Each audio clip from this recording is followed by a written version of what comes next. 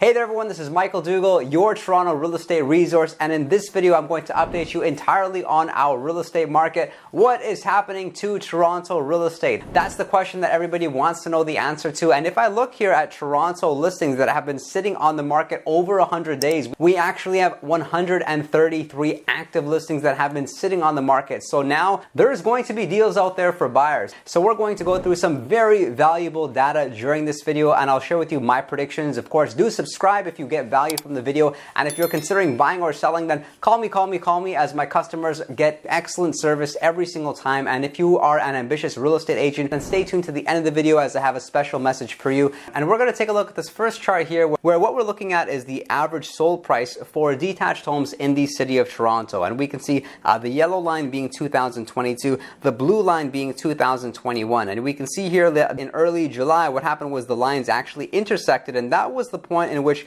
the 2021 average price started to exceed the average price in 2022. Over the past week, our average sales price was only $1,498,000, whereas last year around the same time, it was $1,632,000. And look at the week prior, our average price was $1,590,000, which was 10% less than the average sold price last year. So clearly we can see that the conversation has gone from, is the market shifting, to the market has shifted, when will the average prices start to increase again? Because right now buyers are finding deals, sellers are a little bit hesitant to put their property on the market. Like, are there buyers out there? The good news is buyers are definitely out there. It's just what's so is that sellers are far less likely to be in a position where they're working with competing offers or being in a multiple offer situation when their listing is selling over asking price. That being said, if you are in an area where the listing supply is still low, the good news is that there is still buyer demand, and who knows, you could be one of those few listings that does sell over asking price, because it is still happening. We just happened to sell a couple recently which did sell over asking. One was a condo, one was a smaller house. It's really like the more high-end homes which are starting to sit on the market for an extended period of time. Condos, they're still selling very well. Properties which the majority of families can actually afford, they're selling well. However, in the grand scheme of things, we're looking at a very healthy market. It's just not the same market we've been accustomed to from January till, you can say, March or April time, because of the fact that the interest rates has increased and we've had more listings come on the market, more listings sit on the market, and far less sales than what was experienced 12 months ago. And looking at this chart, we can clearly see that like the average price was far higher. If we look at sometime near the middle of April, our average price was $2,061,000, and that was actually 22% higher than the average price 12 months prior to that. And then as we move to the right, we can see the average price, it slowly started to decline, but it really wasn't until June 3rd until prices started to rapidly accelerate downwards, with our average price at that time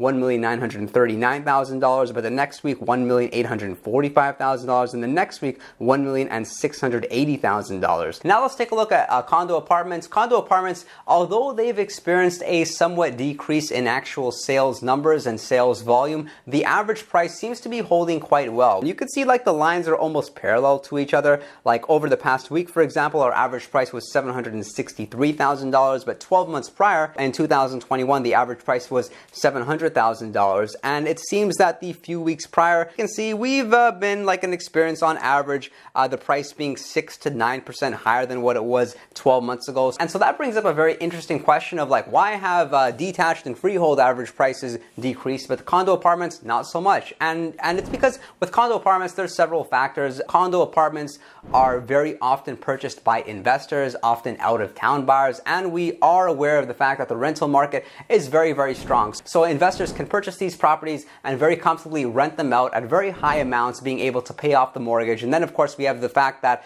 it's a much larger buyer pool. Like, let's face it, there's obviously going to be far less buyers for $1 million home versus a $700,000 condominium apartment. But when I was in the business earlier from 2013 to 2016, it was such that detached homes and semis were still very affordable. But then it came to that point, like around 2018, 2019, that buyers decided, okay, I want a freehold property, but I've accepted the fact that I cannot afford it. So a condo, it's okay anyway, because it's better than renting, of course. Buy real estate and wait. don't wait until you buy real estate. And this chart here is one of the biggest illustrators of the fact that the market has definitely changed. We're looking at the percentage of property that was sold over the asking price for detached homes in the city of Toronto. And look what happened middle of May. 76% of listings were selling over the asking price. But we look at the past week, only 41% of listings were selling over the asking price. Look at the week prior, only 30% of listings were selling over the asking price. So now it seems that sellers are a little bit more grounded as far as where they should be listing their property. Because trust me, as an experienced agent, the worst thing that you can do is overprice your listing. And your listing is basically going to sit there, not going to be shown, and it's going to help to sell the competition. And as the days on market increases, buyers will start to wonder, like, what's wrong with this property? And even though you can make a price change afterwards and reduce the asking price of your listing, at that time, it's already like known as the property that's been sitting on the market, and buyers wonder what's wrong with it, or they have to ask your listing agent, like, why has this listing been selling for so long? So for that reason, you definitely want to contact an experienced, skilled real estate agent if you are considering selling your home. This is not the time to give your listing away to a part-time agent, because you have to do what's best for yourself and work with an agent that's familiar with the listing process, because that's going to result in tens, even hundreds of thousands of dollars. And let's not forget the fact that an experienced agent will help you to navigate around some of the challenges that we're experiencing in today's market, like appraisal shortfalls, for example, or buyers not actually being able to close. So if you are considering selling, call me. Of course, if you're buying as well, I would love to help out. And if you are an ambitious real estate agent that wants to do more business, you want to learn what EXP can do for you and how it can benefit your business as far as